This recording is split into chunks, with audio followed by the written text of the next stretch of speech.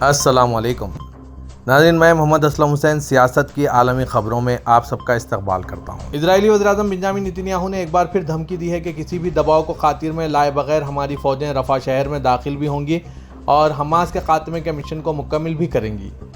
یروشلم post کے مطابق اسرائیلی وزیراعظم نتنیاہو نے فوجی اڈے اوفر کا دورہ کیا اور 636 فیلڈ انٹیلیجنس یونٹ کے کمانڈروں اور فوجیوں سے ملاقات کی۔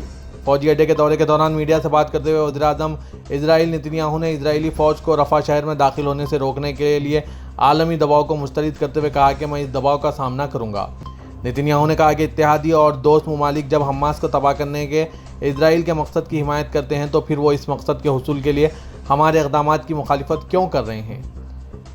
اسرائیلی وزیراعظم نے اس عزم کا اظہار کیا کہ ہم رفح شہر میں نہ صرف داخل ہوں گے بلکہ اسرائیلی عوام اور ملک کی سلامتی کے لیے حماس کو ختم کرنے کے اپنے مشن کو مکمل کریں گے۔ واضح ہے کہ امریکہ سمیت کئی مغربی ممالک نے رفح شہر میں لاکھوں پناہ گزین فلسطینیوں کو محفوظ مقام تک منتقل کیے بغیر اسرائیل کو کسی بھی فوجی کارروائی نہ کرنے کا مطالبہ کیا ہے۔ امریکہ اور مغربی ممالک کا کہنا ہے کہ اگر اسرائیل نے معصوم شہریوں کا انخلا نہیں کیا تو رفح شہر میں کسی بھی فوجی کارروائی میں انسانی جانوں کے بڑے پیمانے پر نقصان کا احتمال ہے۔ تاہم اسرائیل نے مغربی ممالک کے مطالبے کو مسترد کرتے ہوئے رفح شہر جہاں 23 لاکھ فلسطینی پناہ لیے ہوئے ہیں ان پر بڑے فوجی حملے کا منصوبہ تیار کیا ہے۔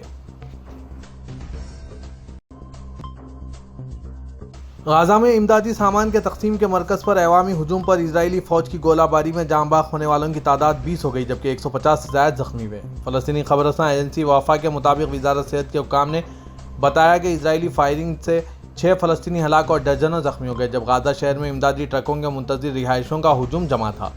رہائشیوں اور صحت کے حکام نے بتایا کہ آج شام شمالی غزہ شہر کے کویت چوک پر فلسطینی امدادی سامان حاصل کرنے کے لیے بھاگ رہے تھے جب اسرائیل کے دہشت گرد افواج نے گولیاں برسا دی۔ اسرائیلی فوج نے فوری طور پر واقعے پر تبصرہ کرنے کی درخواست کا جواب نہیں دیا۔ غزہ میں تنازع نے علاقے کے 23 لاکھ آبادی میں سے بیشتر کو بے گھر کر دیا اور امداد کی تقسیم کے دوران افراتفری کے مناظر اور ہلاکت خیز واقعات رونما ہوئے ہیں کیونکہ شدید بھوکے لوگ خوراک حاصل کرنے کے لیے ٹوٹ پڑے ہیں۔ 29 فروری کو فلسطینی وزارت صحت کے حکام نے کہا کہ اسرائیلی افواج نے 100 سے زائد فلسطینیوں کو اس وقت گولی مار کر ہلاک کر دیا تھا جب وہ غزہ شہر کے قریب امدادی سامان کی ترسیل کا انتظار کر رہے تھے۔ تب سے اب تک اسرائیل کی فوجی کارروائی اسی طرح کی جاری ہے۔ غزہ میں امدادی سامان کے تقسیم کے مرکز پر عوامی ہجوم پر اسرائیلی فوج کی گولہ باری جاری ہے۔ معصوم عوام جو امداد کے منتظر ہیں ان پر وحشیانہ طریقے سے گولہ باری کی جا رہی ہے۔ کیوں اسرائیلی فوج کو حماس اور معصوم فلسطینیوں میں فرق نظر نہیں آ رہا ہے؟ ان کے نشانے پر حماس نہیں معصوم فلسطینی ہیں۔ انہیں پوری دنیا کو جواب دینا چاہیے۔ غزہ میں حماس اور اسرائیلی فوج کے درمیان بڑھتی ہوئی کشیدگی اور امریکی دباؤ کے درمیان فلسطین کے صدر محمود عباس نے محمد مصطفیٰ کو فلسطین اتھارٹی کا نیا وزیر اعظم مقرر کیا ہے۔ برطانوی نشریاتی ادارے کی رپورٹ کے مطابق انہوں نے یہ اقدام امریکہ کے غزہ میں جنگ کے بعد کے ویژن کے سلسلے میں فلسطینی اتھارٹی میں اصلاحات کے لیے دباؤ کے پیش نظر اٹھایا ہے جس میں مقبوضہ بیت المقدس سمیت فلسطین کے مقبوضہ علاقوں میں گورننس کی بہتری کا مطالبہ کیا جا رہا ہے۔ محمد مصطفیٰ اسرائیل کے زیر قبضہ مغربی کنارے میں ایک ٹیکنوکریٹک حکومت کی سربراہی کریں گے جو غزہ کے ایک حتمی ریاست کے درجے تک پہنچنے سے قبل ممکنہ طور پر اس کا انتظام چلا سکے گی، لیکن ان منصوبوں کو بڑی رکاوٹوں کا سامنا ہے جن میں وزیراعظم اسرائیل نتنیاہو کی شدید مخالفت اور اسرائیل اور حماس کے درمیان جاری جنگ شامل ہے جس کا بظاہر خاتمہ دکھائی نہیں دے رہا ہے۔ حماس نے غزہ میں 6 ہفتے کے نئے جنگ بندی اور فلسطینی قیدیوں کے لیے کئی ڈزن اسرائیلی یرغمالیوں کے تبادلے کی تجویز پیش کی ہے۔ یہ بات عسکریت پسند گروپ کے ایک اہلکار نے آج جمعے کو کہی۔ معاہدہ 6 ہفتے کی جنگ بندی اور قیدیوں کے تبادلے کے لیے ہے۔ عہدیدار نے اب تک کی بے نتیجہ ثالثی کی کوششوں کے بعد یہ بات کہی۔ مزید کہا کہ گروپ یہ چاہے گا کہ غزہ کی پٹی سے مکمل اسرائیلی انخلا ہو اور ایک مستقل جنگ بندی ہو۔ مجوزہ جنگ بندی کے دوران غزہ کے عسکریت پسند 7 اکتوبر کو ہوئے حملے کے دوران پکڑے گئے تقریباً 42 یرغمالیوں کو رہا کریں گے جس نے غزہ میں جنگ کو جنم دیا۔ عہدیدار نے بات چیت کی حساسیت کی وجہ سے نام ظاہر نہ کرنے کی درخواست کی۔ عہدیدار نے کہا کہ اسرائیلی جیلوں میں قید 20 سے 50 کے درمیان فلسطینی قیدیوں کو فی یرغمال رہا کیا جائے گا۔ فروری کے آخر میں حماس کے ذرائع کے مطابق تقریباً 10 سے 1 کے تناسب کے مسابقہ تجویز سے زیادہ ہے۔ اہلکار نے کہا کہ نئی تجویز کے تحت ابتدائی تبادلے میں خواتین، بچے، بوڑھے اور بیمار یرغمالی شامل ہو سکتے ہیں۔ غزہ میں اتحادی حماس کے حملے کے بعد ایران کی قدس فورس کے سربراہ نے فروری میں بیروت کا دورہ کیا تاکہ اس خطرے پر بات چیت کی جا سکے کہ اگر اسرائیل کا اگلا مقصد لبنان کے حزب اللہ پر ہے جو کہ تہران کے اہم علاقائی ساتھی کو شدید نقصان پہنچا سکتا ہے۔ ذرائع نے بتایا کہ بات چیت کا رخ لبنان میں اس کے شمال میں مکمل اسرائیلی حملے کے امکان کی طرف ہوا۔ شیعہ اسلامی گروپ کو نقصان پہنچانے کے ساتھ ساتھ اس طرح کی بڑھتی ہوئی کشیدگی ایران پر دباؤ ڈال سکتی ہے کہ وہ 7 اکتوبر کے بعد سے اب تک کے مقابلے میں زیادہ طاقت کے ساتھ رد عمل کا اظہار کریں۔ ذرائع نے ایرانی طاقت کے اندرونی حلقے میں کہا کہ پچھلے 5 مہینوں کے دوران حزب اللہ جو اسرائیل کی حلیف دشمن ہے انہوں نے اسرائیل کی شمالی سرحد پر فائر کیے جانے والے راکٹوں کی محدود پیمانے کی صورت میں حماس کی حمایت کا اظہار کیا ہے۔ تمام ذرائع نے بتایا کہ سابقہ غیر رپورٹ شدہ ملاقات میں نصر اللہ نے خانی کو یقین دلایا کہ وہ نہیں چاہتے کہ ایران اسرائیل یا امریکہ کے ساتھ جنگ میں پھنس جائے اور یہ کہ حزب اللہ اپنے طور پر لڑے۔ یورپی یونین کونسل کے صدر چارلس میشل نے روسی صدر کو صدارتی انتخابات میں پیشگی کامیابی پر مبارکباد پیش کی۔ میشل نے سوشل میڈیا پلیٹ فارم ایکس پر روس میں آج سے شروع ہوئے صدارتی انتخابات کے انعقاد پر بیان دیا۔ انہوں نے کہا کہ میں صدر پوٹن کو اپنے مخالفین کو فاسٹ شکست دینے کی مبارکباد دیتا ہوں۔ انہوں نے اپنی پوسٹ میں لکھا ہے کہ مخالفت، آزادی اور شفاف انتخابات ایک سوالیہ نشان ہیں۔ رمضان مبارک میں حرمین شریفین میں روزانہ لاکھوں لوگ روزہ افطار کرتے ہیں۔ تاہم خطے عرب سے باہر بھی ایک ملک بھی ہے جہاں بڑا افطار کا دسترخوان سجایا جاتا ہے۔ رمضان مبارک کا ماہ مقدس آتے ہی اسلامی ممالک میں روزے داروں کے لیے افطار کے دسترخوان سجائے جاتے ہیں۔ سعودی عرب میں مسجد حرم اور مسجد نبی صلی اللہ علیہ وسلم میں روزانہ لاکھوں افراد کے لیے افطار کا اہتمام کیا جاتا ہے، لیکن کیا آپ جانتے ہیں کہ خطے عرب سے باہر سب سے بڑا افطار کا دسترخوان کس ملک میں لگایا جاتا ہے؟ یہ ملک دنیا کا سب سے بڑا اسلامی ملک انڈونیشیا ہے، جہاں سعودی وزارت اسلامی امور اور دعوت ارشاد کی جانب سے سب سے بڑا افطار دسترخوان سجایا گیا، جس پر یہاں کے وزارت کو انسائکلوپیڈیا آف ریکارڈ سرٹیفکیٹ سے نوازا گیا۔ مقامی سرکاری خبررساں ANC کے مطابق وزارت اسلامی امور کی جانب سے اس سال خادم حرمین شریفین افطار پروگرام کے تحت انڈونیشیا میں لگائے گئے افطار دسترخوان کی مجموعی لمبائی 2500 میٹر تھی، جس پر بیک وقت 15,000 سے زائد افراد نے افطار کیا۔ افطار کرنے والوں میں اہم سیاسی و مذہبی شخصیات، جامعات کے سربراہان سمیت عوام الناس بھی شامل تھے۔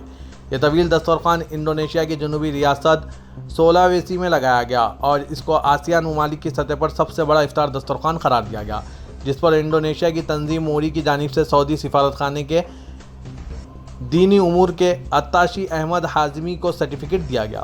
واضح کہ وزارت اسلامی امور کی جانب سے گزشتہ سال انڈونیشیا کے شہر بادنگ میں 1200 میٹر کا افطار دسترخوان سجایا گیا تھا، جس میں سے 8000 سے زائد افراد مستفید ہوئے تھے۔ سعودی عرب کی وزارت معیشت و منصوبہ بندی نے کہا ہے کہ 2023 کے دوران تیل سے ہٹ کر دیگر شعبوں کی معاشی سرگرمیوں نے مملکت کی مجموعی ملکی پیداوار میں 50% تک کا حصہ ڈالا، جو اب تک کی بلند ترین سطح ہے۔ عرب نیوز کے مطابق تیل کے علاوہ دیگر شعبوں کی معیشت کی مجموعی مالیت 453 ارب ڈالر تھی، جو کہ سرمایہ کاری، برآمدات اور کھپت میں اضافے کی بدولت ہوئی۔ پچھلے 2 سال کے مقابلے میں غیر سرکاری سرمایہ کاری کی بے مثال کارکردگی دیکھی گئی اور اس میں 57% اضافہ ہوا، جس کے بعد 2023 میں تاریخ میں پہلی بار مالیت 2055 امریکی ڈالرز تک پہنچی۔ آرٹ اور تفریح سے جڑی سرگرمیوں نے تیل سے ہٹ کر معاشی سرگرمیوں میں اضافہ کیا، جو 2021 اور 2022 کے مقابلے میں تقریباً 2 گنا تک بڑھیں۔ اسی طرح دیگر شعبے جیسے رہائشی، خوراک، ٹرانسپورٹ اور اسٹوریج سروسز کی شرح نمو میں بالترتیب 77 اور 29% شرح نمو ریکارڈ کی گئی۔ 2023 کے دوران تیل کے علاوہ دوسری معاشی سرگرمیوں میں بڑھوتری کے لحاظ سے غیر معمولی صورتحال عمل میں آئی۔ صحت اور تعلیم کے شعبوں میں 10.8% اضافہ ریکارڈ کیا گیا۔ اسی طرح ٹرانسپورٹ اور مواصلات کے شعبوں میں 3.7%، جبکہ تجارت، ریسٹوران اور ہوٹلوں کے کاروبار میں 7% اضافہ ہوا۔ تیل سے ہٹ کر دیگر شعبوں کی مجموعی پیداوار کے تناسب میں اضافہ سعودی ویژن 2030 کا ایک اہم ہدف ہے، جس کا مقصد ترقی کے ذرائع کو بائیوڈرو کاربن سے دور کرتے ہوئے ایک خوشحال معیشت کا حصول ہے۔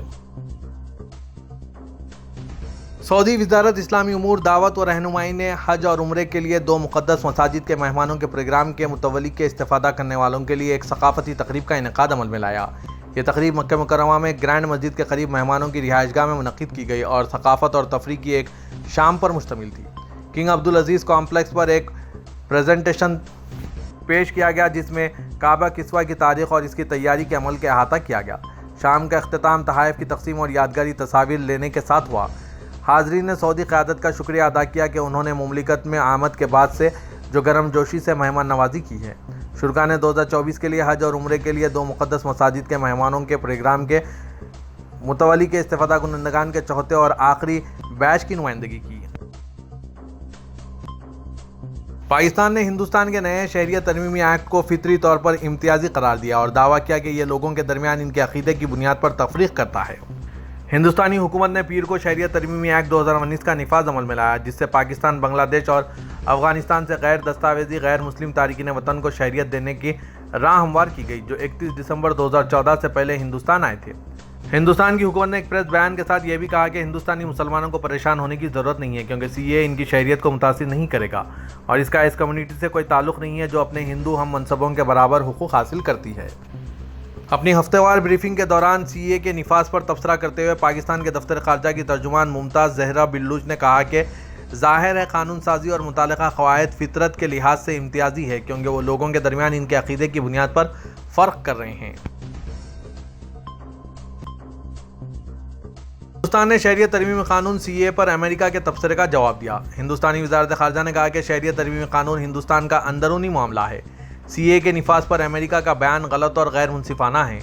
ہندوستانی وزارت خارجہ کا یہ رد عمل امریکی محکمہ خارجہ کے اس بیان پر آیا ہے، جس میں کہا گیا تھا کہ ہمیں 11 مارچ کو شہریت ترمیمی قانون کے نوٹیفیکیشن پر تشویش ہے۔